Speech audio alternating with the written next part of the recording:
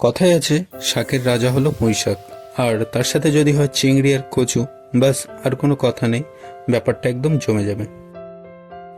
সহজ ও ঘরোয়া উপকরণ দিয়ে রেসিপিটি কিভাবে বানাবেন সেটা আজকে দেখাবো। রেসিপিটি বানানোর জন্য প্রয়োজনীয় উপকরণ হলো লবণ, হলুদ গুঁড়ো, লঙ্কা গুঁড়ো, আদা বাটা, রসুন বাটা, জিরে গুঁড়ো, গোলমরিচ গুঁড়ো, ধনে গুঁড়ো, কোচানো পেঁয়াজ, তেল, চিংড়ি, কচু ও পুঁইশাক। সবার প্রথমে গরম কড়াই অল্প পরিমাণে তেল দিয়ে দেব।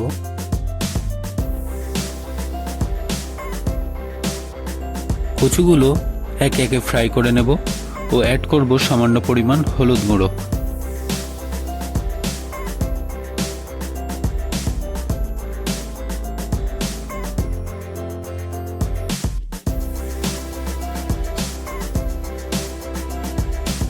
কচুগুলো লাল লাল করে ভাজা হয়ে গেছে, একটি পাত্রে তুলে রেখে দেব।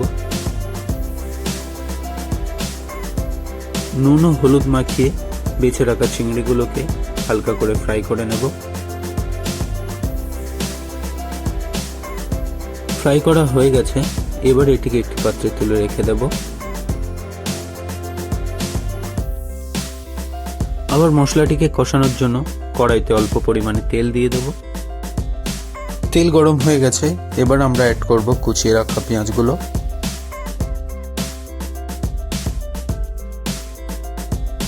এবার পেঁয়াজগুলোকে ভালো করে নেড়ে লাল লাল করে ভেজে নেব।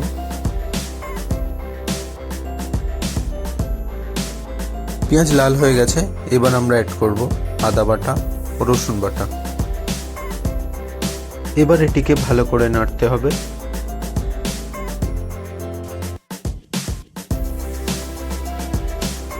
বেশ কিছুক্ষণ নাড়া হয়ে গেলে অ্যাড করব হলুদ গুঁড়ো, কাশ্মীরি লঙ্কার গুঁড়ো, জিরে গুঁড়ো, ধনে গুঁড়ো ও গোলমরিচ গুঁড়ো। মশলাগুলো দেয়া হয়ে গেছে, এবার ভালো করে কষিয়ে নেব।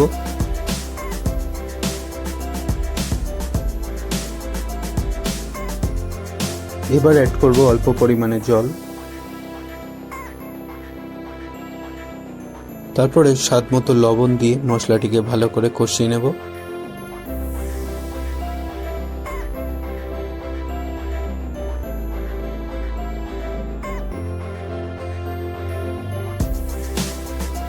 বেছে রাখা পুঁইশাকগুলোকেও মশলার ভিতরে দিয়ে দেব এবং মশলার সাথে পুঁইশাকগুলোকেও ভালো করে কষিয়ে নেব।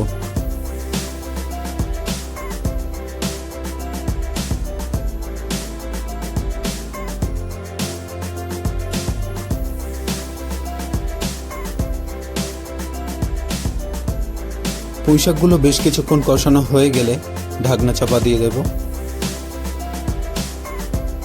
পুঁইশাকের ডাঁটাগুলো নরম হয়ে গেলে ভেজে রাখা কচুগুলো দিয়ে দেব।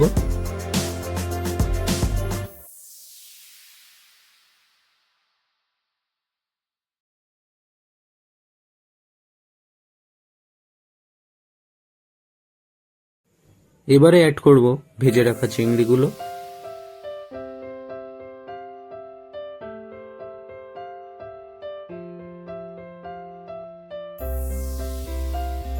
কচু ও চিংড়ি মাছ দেওয়া হয়ে গেলে এটিকে আরো একবার ভালো করে কষিয়ে নেব।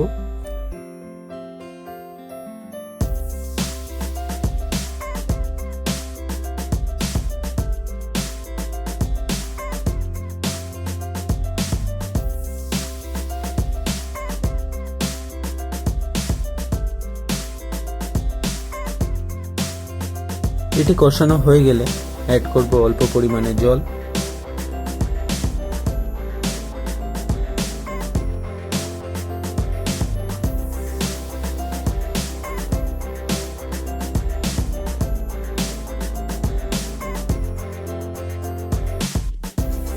জল দিয়ে নাড়া হয়ে গেলে এটিকে এবার চাপা দিয়ে দেব ও বেশ কিছুক্ষণ ফুটিয়ে নেব।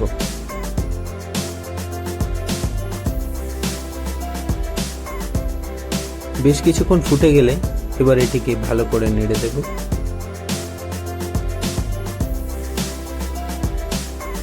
ফাইনালি একটু বেশি পরিমাণ জল দিয়ে বেশ কিছুক্ষণ ফুটিয়ে নেব।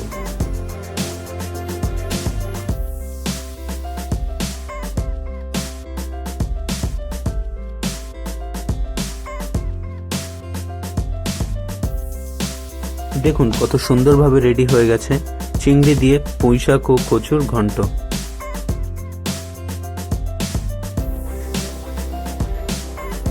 আপনারা সকলে এই রেসিপিটি বাড়িতে ট্রাই করুন, আশা করি সকলেরই ভালো লাগবে। রান্নাটি ভালো লাগলে একটি লাইক ও কমেন্ট করে দেবেন। এরকম নতুন নতুন রান্নার রেসিপি দেখতে হলে আমাদের চ্যানেলটিকে ফলো করবেন। আর হ্যাঁ, আপনাদের সাপোর্ট ছাড়া কোনো কিছুই সম্ভব নয়, তো এইভাবে সাপোর্ট করে পাশে থাকবেন।